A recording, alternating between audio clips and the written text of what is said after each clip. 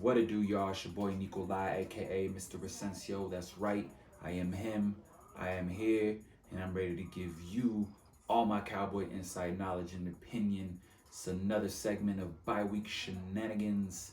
Let's get right into it. We doing a little Dak talk today. Now, why I wanted to speak on Dak, well, he is our franchise quarterback.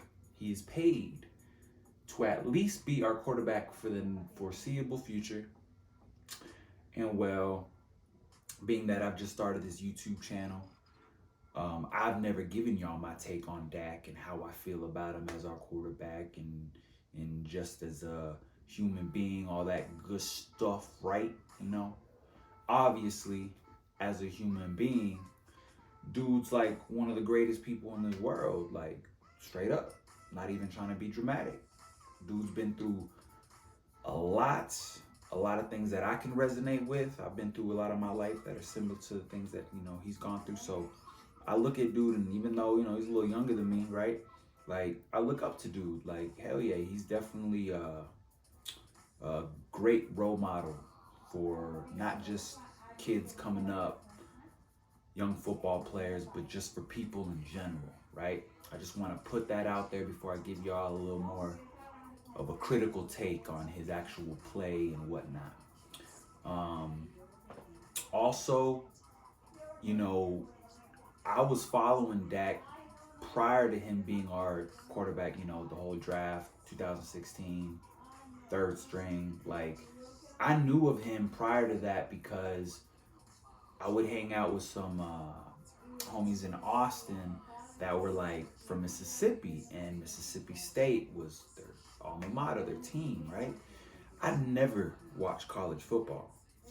But for whatever reason that year, I was hanging out with these dudes, and I guess that's the reason I'm hanging out with those folks, and they want to watch the games. And I remember first game I saw was the game that Dak and Mississippi State had against LSU, and they were really pumped about it, my friends, because they were like, "Yo, you don't understand. This is like a huge rival. Like we never beat this team, but we're playing good this year. Blah blah blah, right?" And sure enough, they went and they balled out and they smacked up the LSU Tigers, and it was dope. It was like, oh shoot, like this cat is a baller, and he's taken this team to heights they've never seen before. Like they were ranked number one that year, in regards to the whole college stuff. Him being Mississippi State, if y'all aren't following. But anyways, that's just a little preface of how I already kind of knew about Dak. So when we drafted him, I was like, oh snap, it's Dak, it's Prescott. And it was cool. Like his story up until this point has been amazing. Even with the injuries and all that stuff, like that's part of it, right? You need adversity um, to be included into the story. It adds the drama. It makes the end so much more sweeter, right? We want him to win a Super Bowl, so can you imagine that being the equal sign to all the things that he's been through, the type of character that he's shown all of us? Like it would be a great story, right? So that's kind of giving all the positive feedback on Mr. Dak Prescott. Now I'm gonna get a little more critical, right? The things that always linger with him is like, for me, again, me watching the game and trying to dissect it, is he has this weird like inconsistency with his accuracy, but more like towards like the anticipation. For whatever reason, dude cannot throw in front of the receivers. I don't understand it.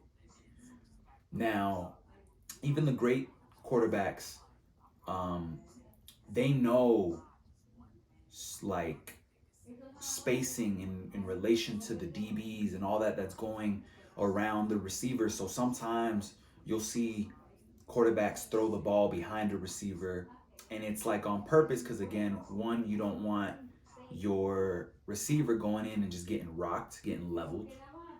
And then two, you don't want the ball to be overturned. You don't want an interception of any sort, right? So you'll throw it in a certain position that may seem like, oh, that wasn't a good anticipatory throw. He wasn't hitting dude in stride. Well, it was because he expects his receiver, and they probably have had conversations to, adjust to the ball, this trust me, I'm trying to help you type deal. But with Dak, it happens so often to where he's not leading the receiver. It's an accuracy thing for me. Coming out of college, right? He wasn't known as that pocket passer, under center type quarterback. It was always spread and use your legs when you have to. That's the Dak I remember from Mississippi State. So that's another reason why when he came into the league, it was so impressive, because he was doing things that he wasn't expected to do.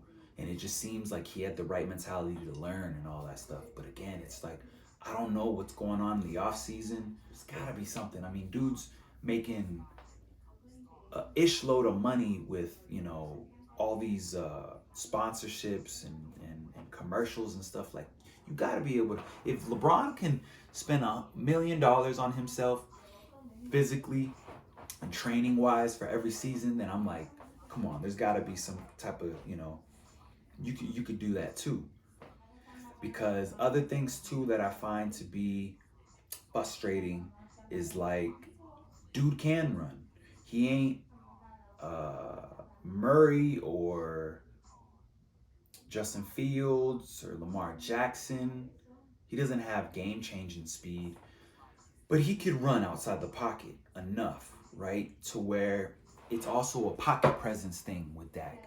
It's like, this is your 7th year, so you should be able to understand that, right? When the pocket breaks down, and usually, like, I forget what they call it, but you want to create this like U-shaped pattern where the outside rushers, they can rush and they can go deep.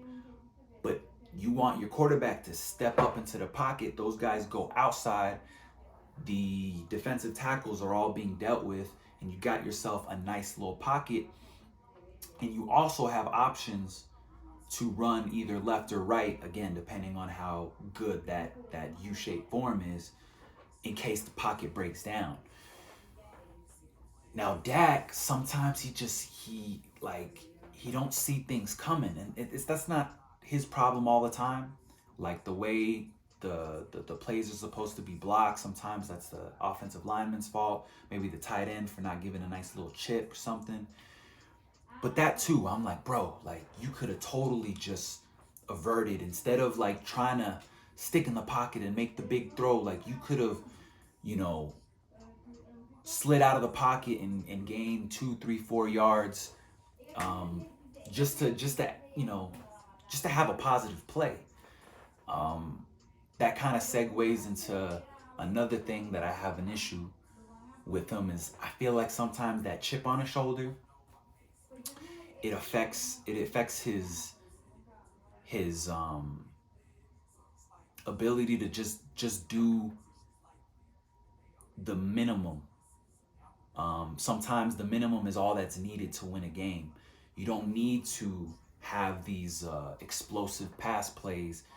You don't need to look for that. Sometimes I feel like he overprocesses things, and I think it's because of that chip on his shoulder.